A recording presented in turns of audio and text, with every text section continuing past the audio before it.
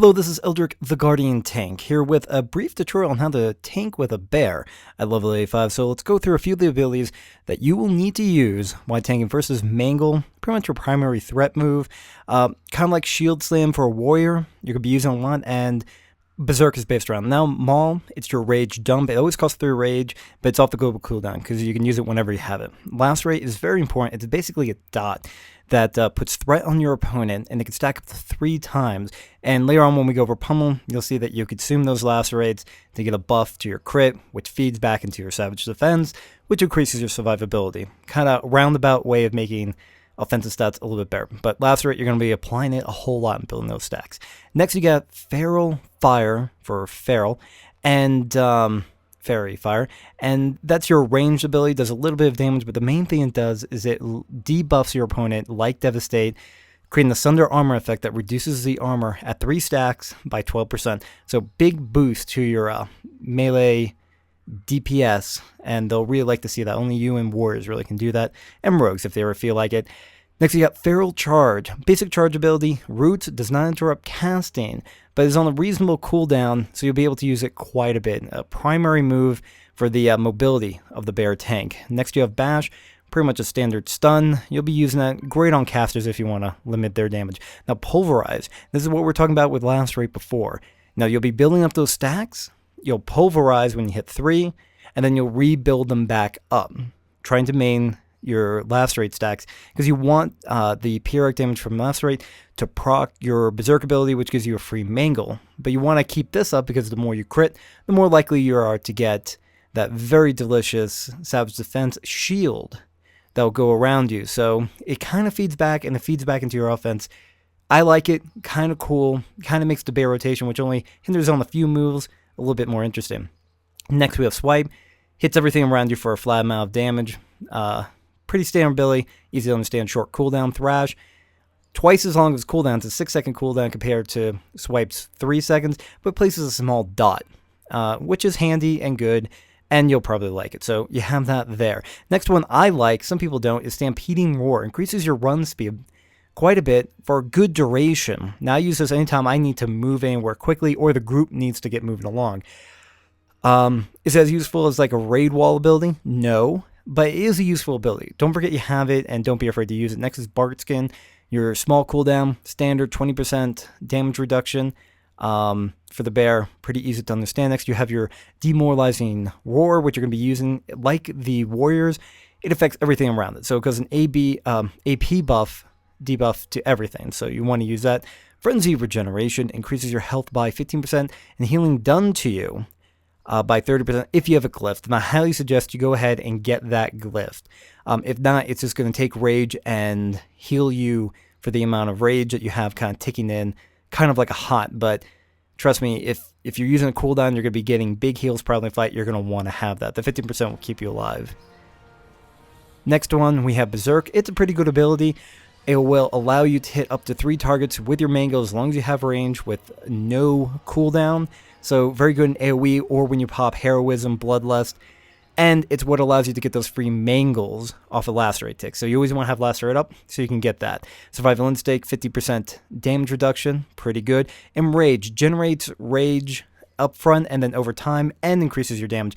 Used to lower your armor, it doesn't anymore. That's a very, very good thing, making you feel free to use it when you can. On the minute cooldown, not too bad.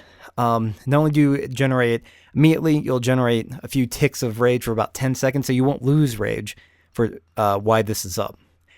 Next ability you have, I felt like I really should put in here. It's Wild Mushrooms. It's caster only, but I'm going to show you a trick and just a little bit of how that is a great pulling technique, allowing you to utilize both caster spells and your bear form abilities to their fullest extent. Alright, well, here we go. We're going to hop into a dungeon right now to try out some of these abilities and show you what we're up to. Okay, looks like we're ready to hop into a dungeon right here.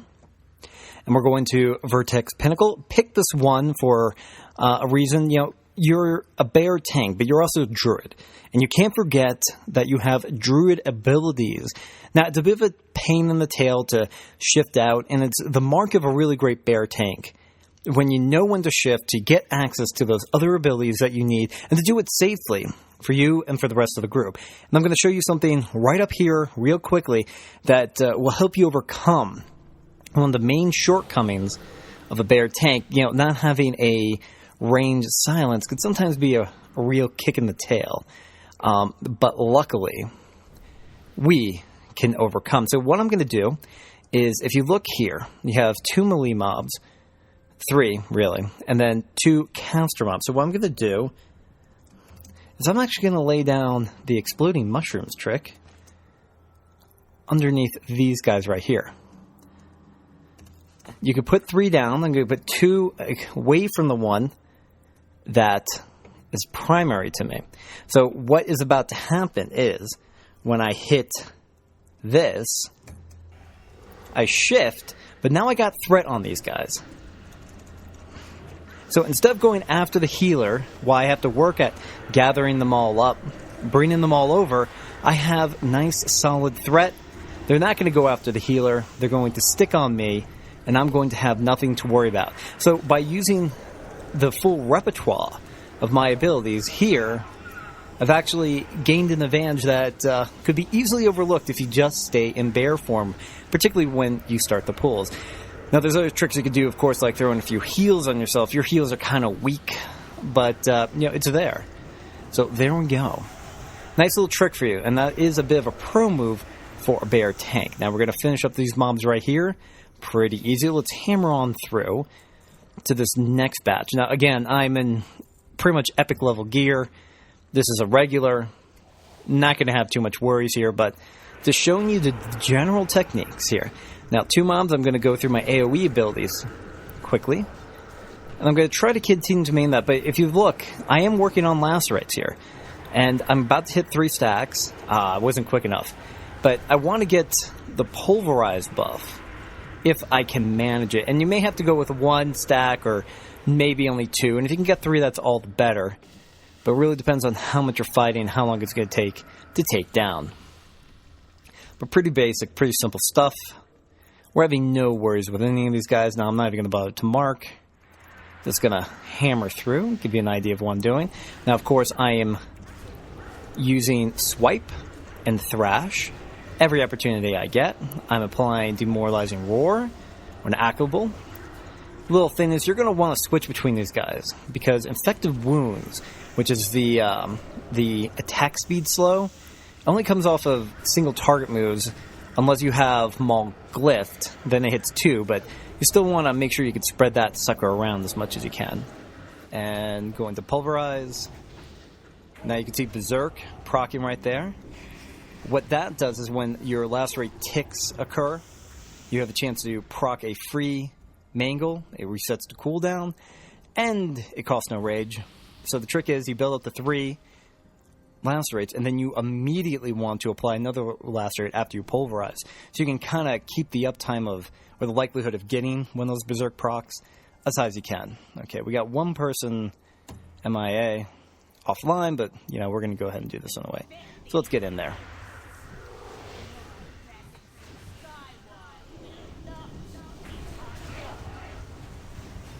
Okay, just hammering away on him.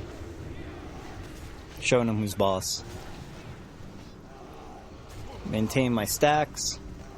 Making sure I can keep up a good amount of lacerates. I want to hold them as long as I can. Keep an idea on how long I have left on my pulverized buff. Kind of be good to hit that at the last second. Okay. Yeah, pretty easy boss here. Particularly because I have gear, but he was never that hard. Okay, want to get lacerate up. I'm running low on pulverize, so I want to reapply that quickly. 3 stacks, pulverize, immediately lacerate, good to go. A lot of what you do hinges around lacerate. And it's good. Bears don't have that many moves they regularly use. It makes one of them just feel like there's more invested in getting in there and applying lacerate again and again. Can I get redundant? Yeah, but I never really bothered. Sometimes it feels like a challenge maintaining all these buffs and everything. And that's a good thing. Okay, no problems here. Didn't even have to use a cooldown. And down he goes. No, thank you. All right, get rid of that. So there you go. One thing I also want to say is do not forget about Stampeding Roar. It's useful. I mean, increases your movement speed by 60. That's the old ground mount speed. So, good stuff. So, okay, we're going to move out here back to the land of Stormwind. Now, important thing I'm going to say is that, remember, you're a druid. You have a lot of abilities. You have more than just the bear abilities there. And also, remember to maintain your pulverized buff.